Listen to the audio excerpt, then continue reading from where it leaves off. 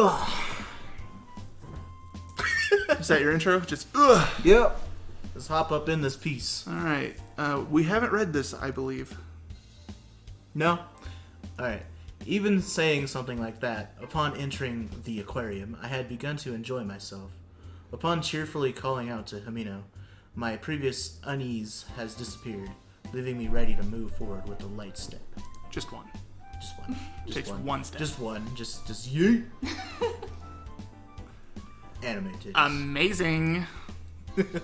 Really amazing and pretty. Actually, look at that. That's kind of dope. With no door to partition this booth and the next, passing beside this tank took us to the next one, where larger breeds of fish swim about. Ooh. Thought that said Irish.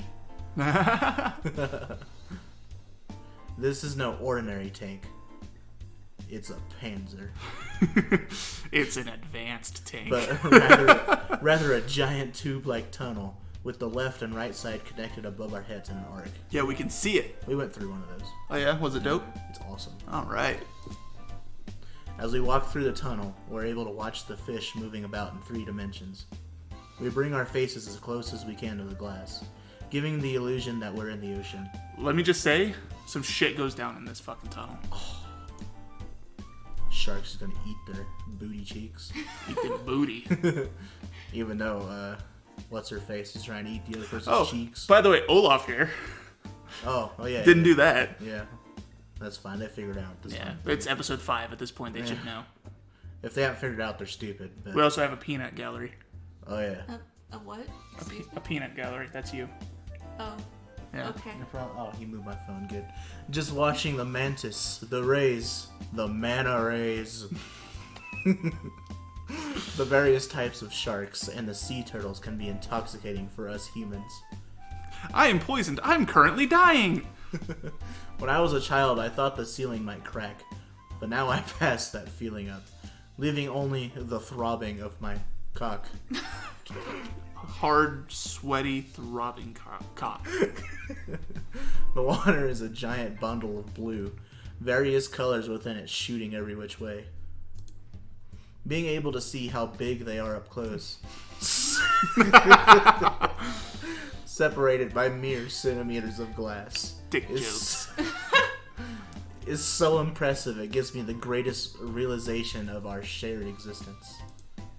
Here, Himino's pace slows and she takes her steps one by one. Was she not walking 1 foot at a time? No, she was hopping. Okay. Hey, Mayu, look at these huge fangs. Not fans. Himino, that fish is cute too! Oh, wow, the stingray's face is creepy. Really? I think it's cute. Nipa? Ah, a manta, it's huge. Huge. It's huge. That little one over there looks yummy. What's that supposed to mean? She wants to smash. Yeah, apparently. Talking as the words come to us, our conversation seems out of sync. Our feelings of being touched, however, are the same, and Himino's enjoyment is obvious. Being surrounded by the water and the fish as we are, we feel as though we're freed from any sense of time. Mayu, doesn't this raised face look human? Maybe so. It does! The mystery of the human-faced fish is solved.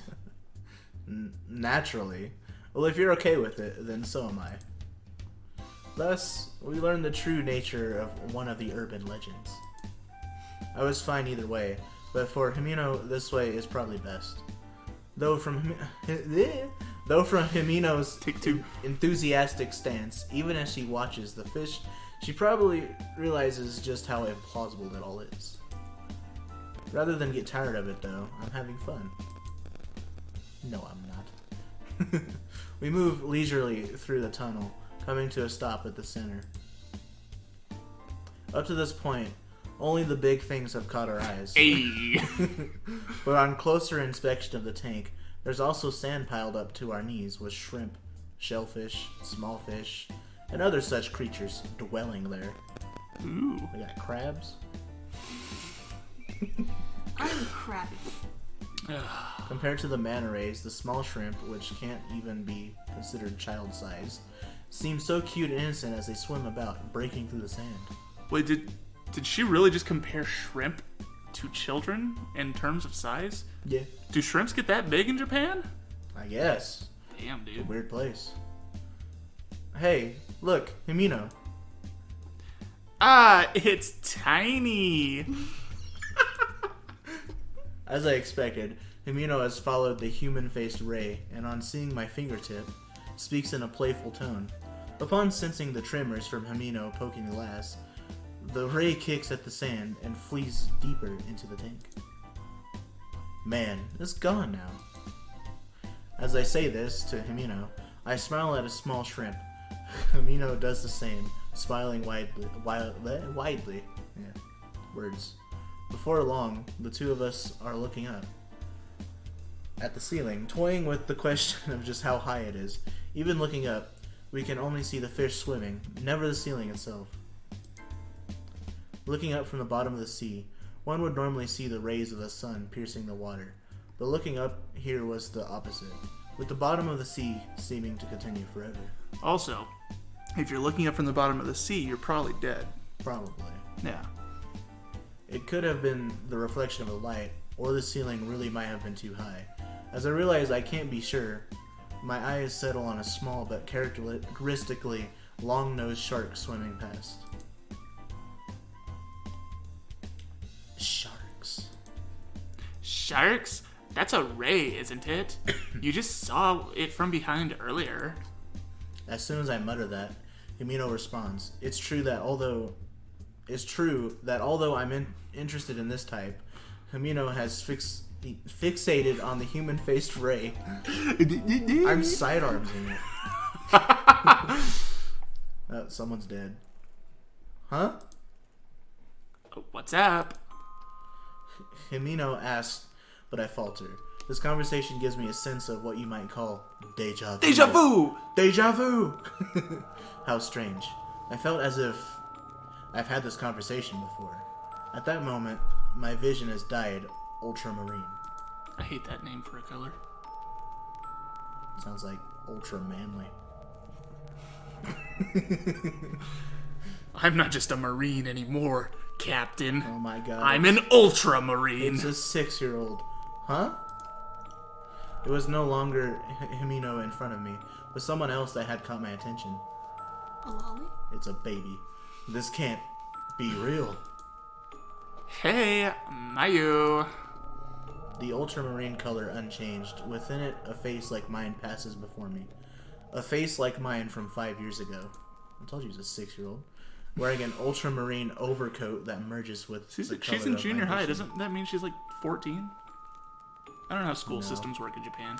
The girl turns to me and seems to be giving me a gentle smile. That's like middle school. Yeah. Is it? Alright. Then what's up with this? I don't know, man. Them some big ass Them dudes. some tiggle bitties. Mayu, wait. Marie?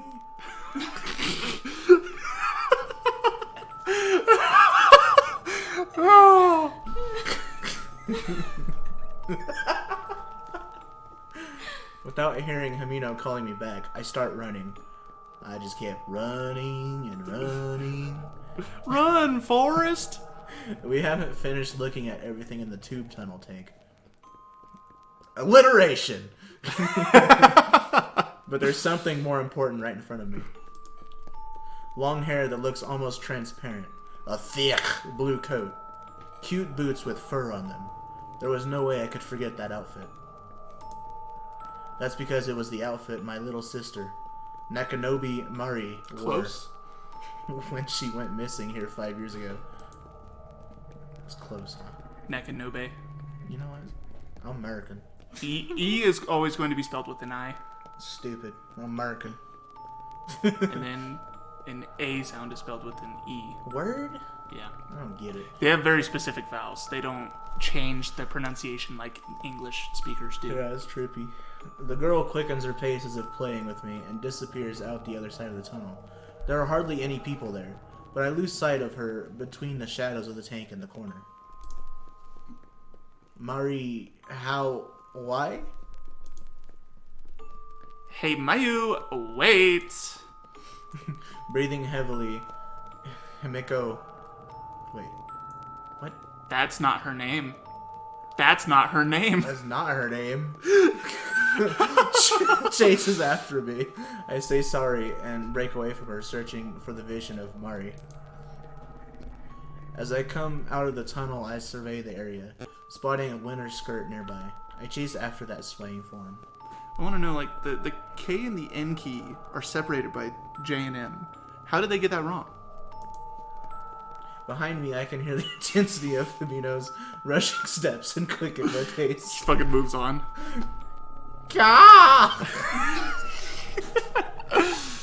Having falling into a trance, I realize what's going on when I slam into someone and fall on my backside. Hey, how's it going? Alright, this one's gonna be you. The girl clicks her tongue as she picks up what she had dropped. As I start to say excuse me to her, she's already moving past me and running off somewhere. Because of that brief incident, I'm unable to find my way out of my confusion. Anyway, Mari, I feel bad about the person I'd run into, causing me to feel flustered. In that exchange, I lose sight of both that long hair and that long skirt. But you were going this way, right? No. I'm not sure myself where I'm running to, but I think you can say I'm definitely running with all my heart. Yeet. I pass between more tanks than I can remember, but I don't pay them one bit of attention. I just continue following Mari's back, running. Mari is just as bashful as she was the day she disappeared. Mayu, get a hold of yourself. I brought some Starbucks. Those few words end my chase. Ooh, Starbucks. To be more accurate, it was ended by Himino herself, who had grabbed my wrist. My wrist now, bitch. Huh? You suddenly took off and you wouldn't turn around no matter how many times I called you. Even when you dropped something, you had no idea what happened all of a sudden. Wait, Himino, if I can go after Mari, I'll explain everything. So... Hold it. Alright. I look back at Himino upon hearing her extremely hurt voice. I see tears forming in Himino's eyes, and I turn my whole body to face her. I stand in silence like this for several seconds. If I tell Himino about Mari, I'm sure she'll regret bringing me to Manton Aquarium. When she followed me, she had to have seen Mari. You do some vocal warm-ups? No. Me. That shit's stupid. It's natural that she would have some misgivings about me chasing some total stranger, since she doesn't know Mari. Even so, I'm not sure what to say. If I apologize now and play dumb, we can probably go back to playfully searching the aquarium for information. But that is not something I can do. It isn't the similarities that are the problem. Mari is here, and just as she had been on that day, there is no way I can go home without taking her with me.